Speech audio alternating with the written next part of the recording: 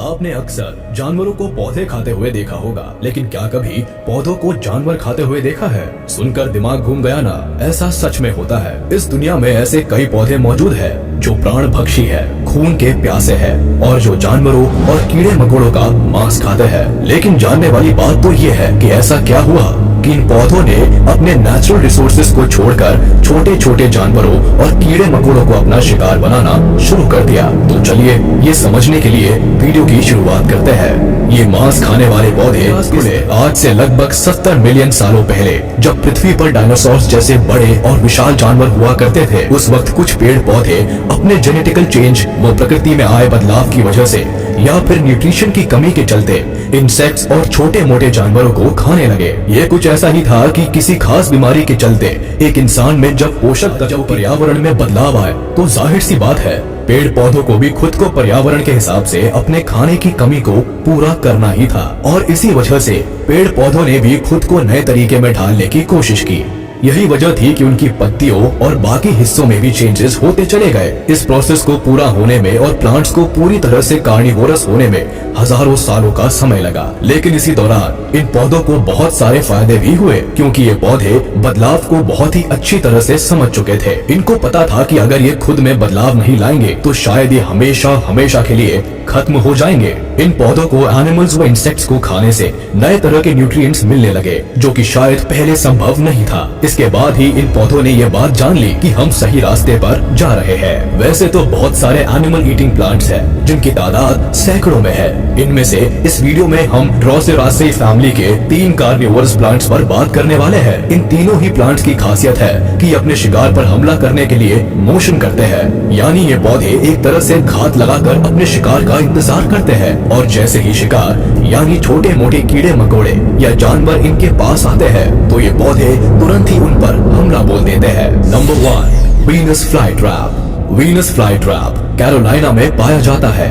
ऐसी जगह जहाँ की जमीन ह्यूमिड होती है, जो इन पौधों के लिए एकदम सही होती है।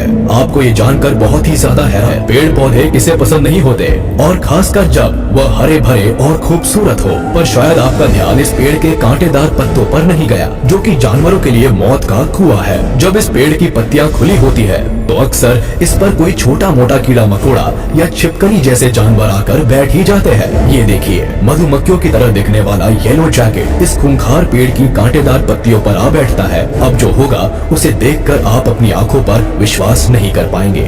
एक ही झटके में ये कांटेदार पत्तियां इस जीव को जकड़कर कैद कर लेती है और थोड़ी ही देर में मौत की नींद सुला तड़पता रह जाता है और खेल खत्म हो जाता है। कुछ देर बाद जब येलो जैकेट्स एक बार फिर से इन कटीली पत्तियों के पास आते हैं, तो इनमें से एक पूरी तरह से अंदर फंस जाता है और साथ ही दूसरे जैकेट की गर्दन भी इन पेड़ की पत्तियों में फंस जाती है, जिसे बड़ी मुश्किल से येलो जैकेट का साथी छुड़ा पाता है। कटीली पत्तियों में फंसे हुए जैकेट को तड़पता हुआ देखकर बाहर मौजूद सारे जैकेट्स परेशान हो जाते हैं, पर ये नन्हे जीव अपने साथी की जान बचाने के लिए कुछ कर नहीं पाते। अब तो आपको इस बात का अंदाजा लग ही गया होगा कि ये पौधे कितने ज्यादा खतरनाक होते हैं। Number 2, sundew.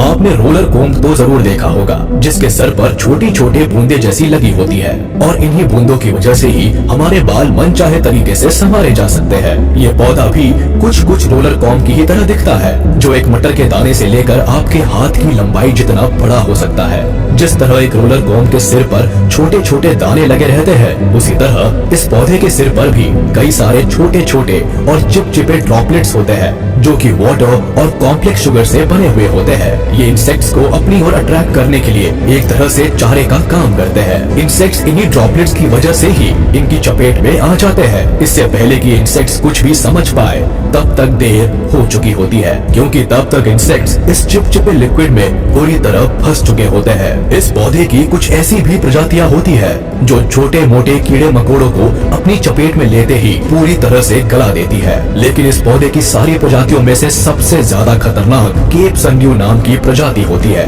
ऐसा इसलिए क्योंकि केप सनड्यू अपने शिकार के चिपकने के बाद उसे पूरी तरह से कसकर अपने शिकंजे में ले लेते हैं और उसे घंटों अपनी पत्तियों में दबाए रखते हैं। केप सनड्यू ऐसा तब तक करते हैं जब तक कि ये अपने शिकार को पूरी तरह से निचोड़कर इनके सारे न्यूट्रिएंट्स चूस ना ले। ये पौधे अपने चिपचिपे टेंटिकल से अपने शिकार को निचोड़ लेते हैं। ये अपने शिकार को भी महसूस कर सकते हैं और इस बात का भी अंदाजा लगा सकते हैं कि इनका कौन सा शिकार जिंदा है और कौन सा मरी हुई हालत में। जिस तरह हम इंसानों के पास दिमाग होता है, उसी तरह ये पौधे भी इलेक्ट्रिक सिग्नल्स की मदद से छोटी से छोटी हरकत का पता कर सकते हैं। इन सिग्नल्स को एक्शन पोटेंशियल्स का नाम दिया गया है। एक अनुमान के मुताबिक ये पौधे इस बात का भी पता लगा सकते हैं कि इनका शिकार पोषक तत्वों से भरा हुआ है या नहीं। Number 3, water wheel plants.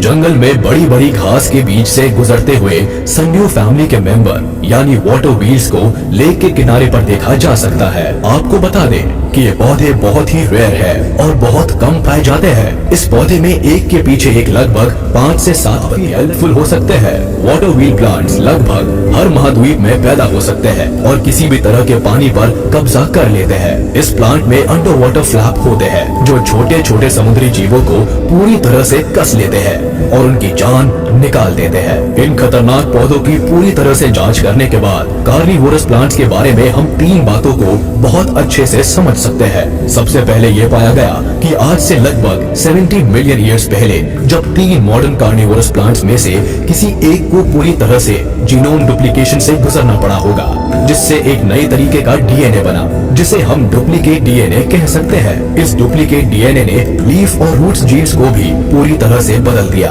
और इसी वजह से इस नए डीएनए से इन प्लांट्स को नए तरह से काम करने की आजादी मिल गई और फिर इन्होंने अपना एक नया रूप धारण कर लिया।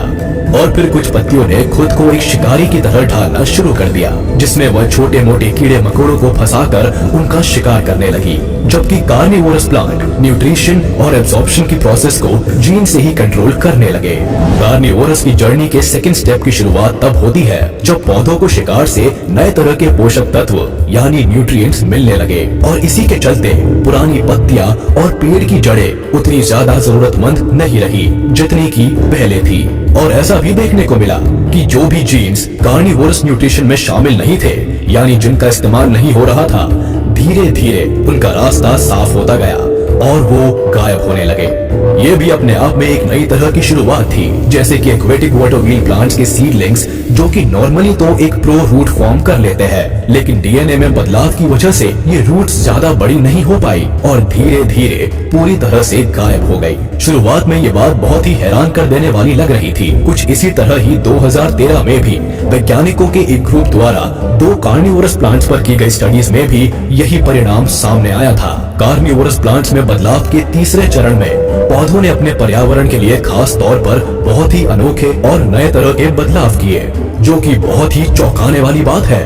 दरअसल रिसर्चर्स ने पाया कि जड़ें और पत्तियां एक तरह का जाल बनाने के लिए बने हैं। जड़ों के लिए जीन जो भी मिट्टी से पोषक तत्वों की तलाश और अवशोषित करने के लिए उपयोग किए जाते थे, अब उन्हें शिकार से पोषक तत्वों को बचाने और अवशोषित करने के लिए जरूरी एंजाइम्स बनाने का काम कर लिया गया है। ये होता है खुद को समय के अनुसार ढाल लेना। ज्यादातर कार्निवोरस पौधों के लीव्स और रूट्स में हर वो चीज आसानी से पाई जाती है जो किसी भी मांसाहारी प्राणी के लिए जरूरी है। नेचर कुछ भी कर सकता है और इस बात का जीता जागता उदाहरण है ये पौधे। पहले जहाँ ये पौधे पूरी तरह से शाकाहारी थे और एकदम आम पौधों की तरह ही हुआ करते थे, लेकिन समय बदलने के साथ साथ जो खुद को बदल लेता है असल में वही कामयाब होता है। जैसे कि ये पौधे जो शाकाहारी से मांसाहारी हो गए। आज